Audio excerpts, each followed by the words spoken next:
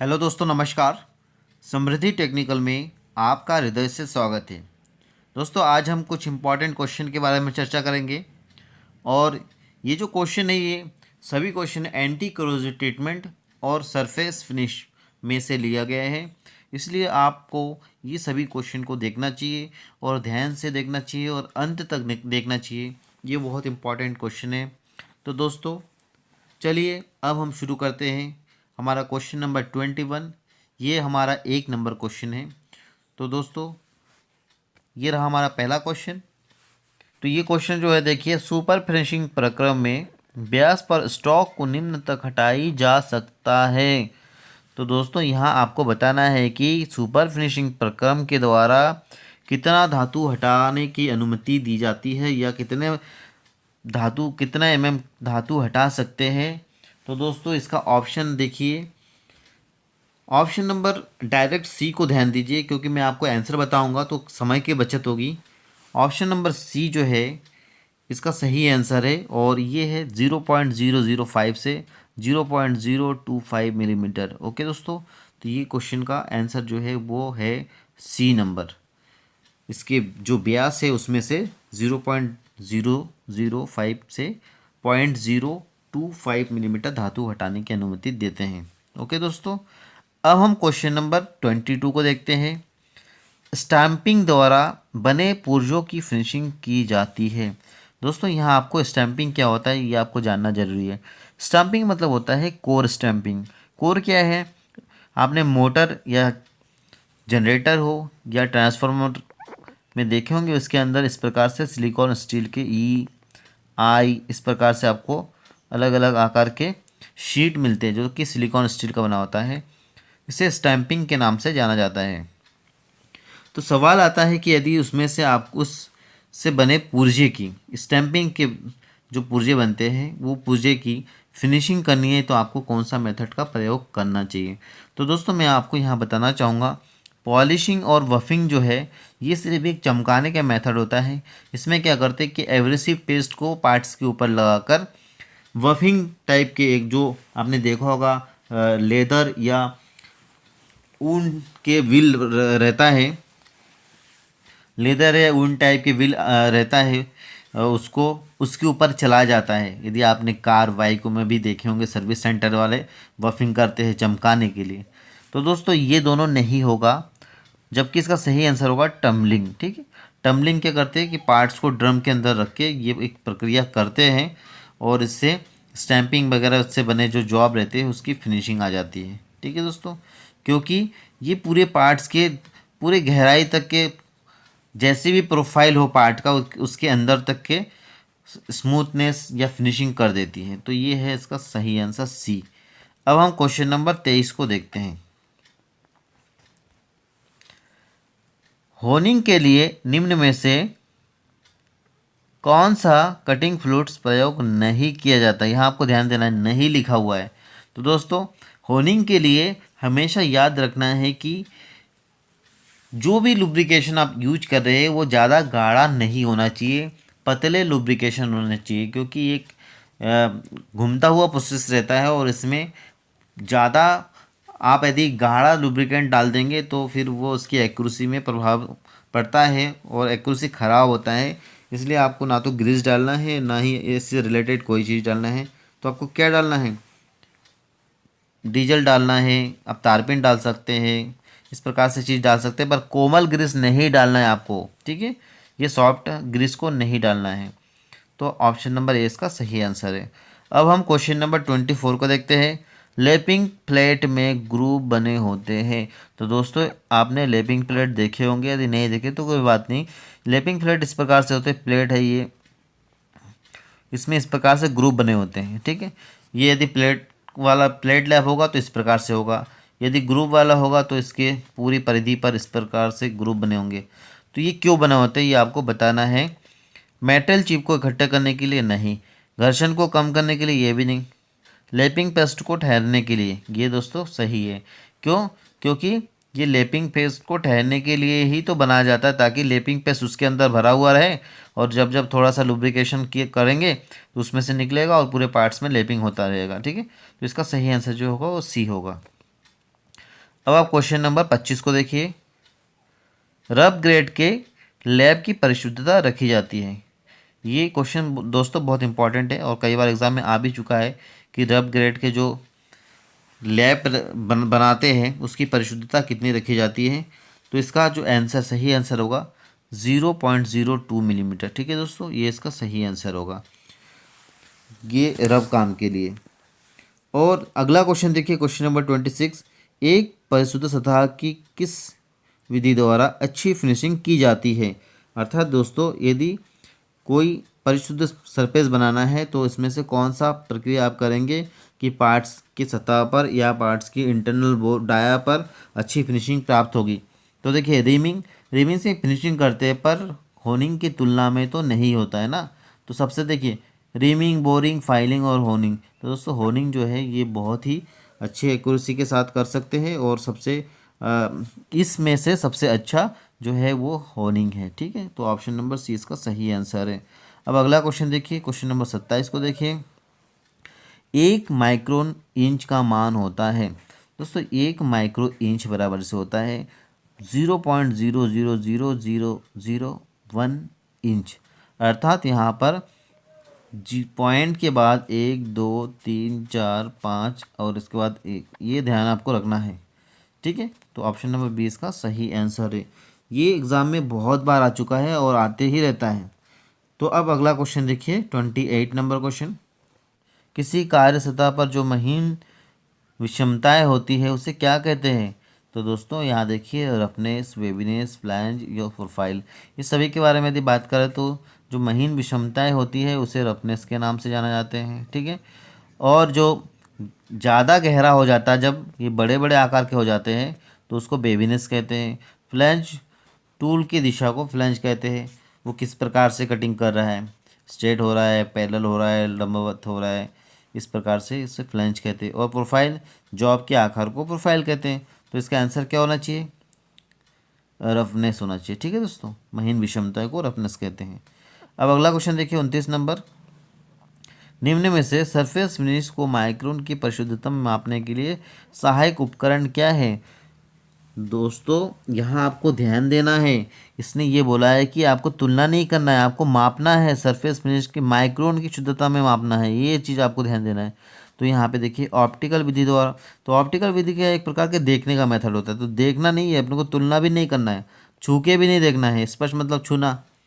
अगला जो है प्रोफाइल मीटर होता है, ये आपको पता होगा, सरफेस फिनिशिंग पार्ट्स को नापने के लिए एक प्रकार के प्रोफाइल मीटर होता है और जिससे हम बहुत ही परिशुद्धता में जॉब को नाप सकते हैं। तो ये जो ऑप्शन नंबर सी है इसका सही आंसर है दोस्तों। ठीक है, तो ये रहा हमारा सी नंबर इसका सही आंसर है, क्योंकि प्रोफाइल मीटर ही एकमात्र ऐसा इसमें ऑप्शन है जिसके द्वारा हम परिशुद्धता में जॉब को नाप सकते हैं।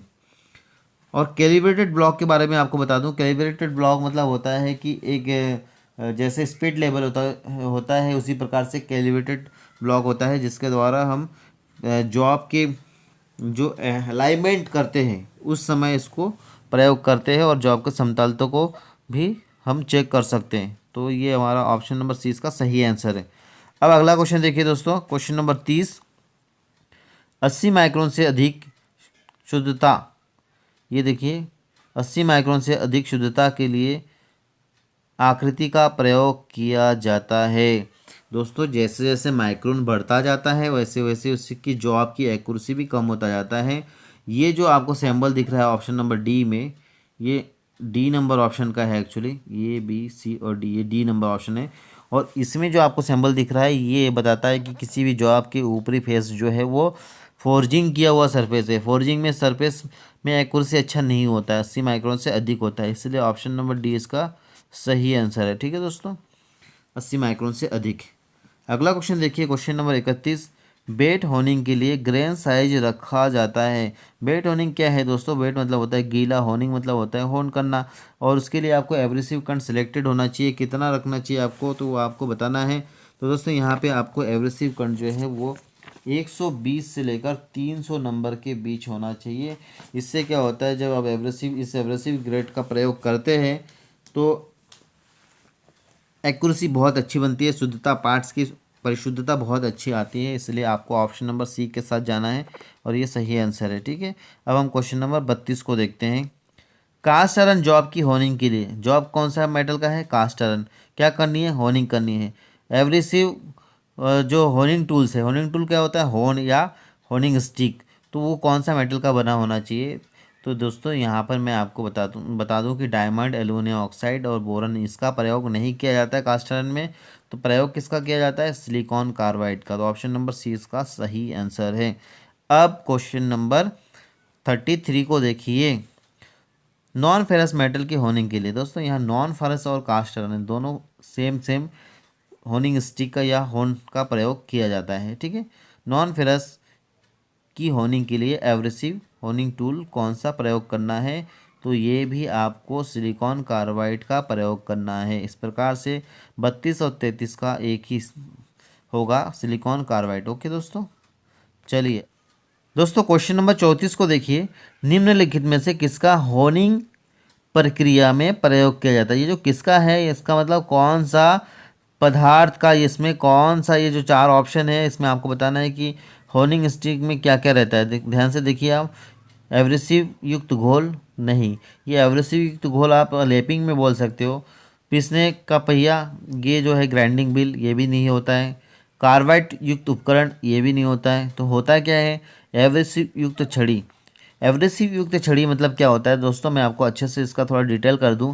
होनिंग स्टिक जो बनता है उसमें क्या रहता है? एब्रेसिव कण रहता है, और क्या रहता है?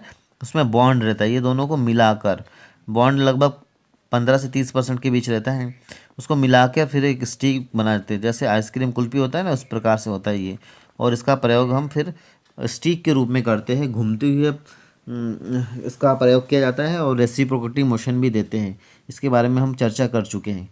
तो इसका सही आंसर जो होगा वो ऑप्शन नंबर डी होगा। ठीक है दोस्तों, चलिए दोस्तों क्वेश्चन नंबर 35 को देखिए। लैपिंग की एक्यूरेसी होती है, दोस्तों यहाँ आपको ध्यान देना है। लैपिंग, लैपिंग आपको बता दूं कि लैपिंग जो है वो फिनिशिंग की अंतिम क्रिया है। ठीक है, उसके बाद फिर आपको फ्रोस्टिंग वगैरह करनी है तो अलग चीज़ है। बाकी लैपिंग एक अंतिम क्रिया होता है, होनिंग के बाद इसे किया जाता है यदि करना है तो इसकी एक्यूरेसी बहुत बढ़िया होता है और इसके द्वारा 0.012 से 0.16 mm तक की शुद्धता में जॉब को बनाया जा सकता है, इसलिए इसका ऑप्शन सी बिल्कुल सही है। ठीक है दोस्तों, क्वेश्चन नंबर 36 को देखिए। सरफेस फिनिश दर्शाता है, दोस्तों सरफेस फिनिश किसे दर्शाता है? तो मैं आपको यहाँ बताना चाहूँगा कि सरफेस फिनिश जो है किसी पार्ट्स की रफनेस या स्मूथनेस को दर्शाता है। उसके पार्ट्स के ऊपर किस प्रकार के सतह तैयार कर रहे हैं वो बताता है। तो ऑप्शन नंबर डी इसका सही आंसर है। बाकी देखिए मशीन की चमक, सतह की चमक वो नहीं बताता है, सरफेस पर लगे कोटिंग ये भी नहीं, और सरफेस की पेंटिंग तो ये भी नहीं। ऑप्शन नंबर डी इसका सही आंसर है ना, रफनेस को बताता है और स्मूथनेस को बताता है। अगला क्वेश्चन देखिए दोस्तों, क्वेश्चन नंबर 37। टम्बलिंग क्रिया का एक और नाम क्या है दोस्तों, किस नाम से जाना जाता है? तो जैसे कि मैंने इसके बारे में आपको बताया था कि बैरल के अंदर डाल के टम्बलिंग करते हैं और इसीलिए इसका एक नाम है barrel finishing. Option number C इसका सही आंसर है। ठीक है, अब हम 38 नंबर क्वेश्चन को देख लेते हैं। लैब पर एब्रेसिव ग्रेन के एम्बेडिंग प्रक्रिया को क्या कहते हैं? यहाँ पे आपको ध्यान देना है। लैब पर, मान लीजिए ये लैब है और इस लैब के ऊपर ये इस प्रकार से ग्रुप स्लॉट बना हुआ है और इसके ऊपर एब्रेसिव कण को इस प्रकार से आपको चिपकाना है। तो आपको पता है कि लैब सॉफ्ट मेटल का बना होता है और एम्बेडिंग मतलब होता है उसके ऊपर चिपकाने की प्रक्रिया। तो चिपकाने की प्रक्रिया को क्या बोलेंगे? देखिए रबिंग नहीं, लैपिंग ये भी नहीं, चार्जिंग ये सही है, और फिक्सिंग, फिक्सिंग इसमें कोई, चार्जिंग को हम फिक्सिंग नहीं बोल सकते। ठीक है, तो ये चार्जिंग मतलब होता है धारण करना, तो एम्बेडिंग मतलब होता है उसमें चिपकाना या धारण करना। तो ऑप्शन नंबर सी के साथ जाइएगा आप। अब हम क्वेश्चन नंबर 39 को देखते हैं। अव्यय मतलब जॉब की, मतलब जॉब की बाहरी सतह, तो बाहरी सपाट सतह मतलब बाहरी फ्लैट सरफेस को चमकदार बनाने के प्रक्रम। तो आप पूरे तरह से समझ गए होंगे कि जॉब की बाहरी सतह, फ्लैट सतह को चमकदार बनाने का प्रक्रम को क्या कहते हैं। तो दोस्तों यहाँ पे मैं आपको बता दूँ कि चमकदार बनाना है, ना कि परिशुद्ध सतह बनाना है। तो यहाँ आपको फ्रोस्टिंग के साथ जाना है, क्योंकि फ्रोस्टिंग जो है वो उसमें जॉब की सतह को चमकदार बनाया जाता है। मैं आपको यहाँ बताना चाहूँगा कि फ्रोस्टिंग जो है एक कार्यविधि है जिसमें किसी जॉब की बाहरी फ्लैट सरफेस को चमकदार बनाया जाता है। और इसको चमकदार बनाने के बाद जब अच्छी फिनिशिंग कर ली जाती है, उसके बाद सॉफ्ट मटेरियल से बनी पिन, ठीक है, पिन मतलब होता है कि एक ड्रिल के जैसे या एमरी का प्रयोग करके पार्ट्स के ऊपर गोल गोल चमकदार किसी धब्बे धब्बे टाइप के बना देते हैं। आपने बहुत सारे बर्तनों में देखे होंगे, बहुत सारे एल्युमिनियम के बर्तन में एक डिज़ाइन बनाते हैं, तो ये भी बनाया जाता है, पर उससे पहले फ्रोस्टिंग करना पड़ता है। फ्रोस्टिंग के बाद ही होता है सब कुछ। तो दोस्तों यहाँ ऑप्शन नंबर सी इसका सही आंसर होगा, फ्रोस्टिंग। ठीक है, चमकदार शब्द लिखा हुआ है, यदि एक्यूरेसी लिखा होता है, परिशुद्ध सतह लिखा होता है, तब आप इस लैपिंग को लगाते, पर इसने सिर्फ चमकदार शब्द बोला, इसलिए यहाँ फ्रोस्टिंग होगा दोस्तों। ठीक है, अब अगला क्वेश्चन देखिए, क्वेश्चन नंबर 40।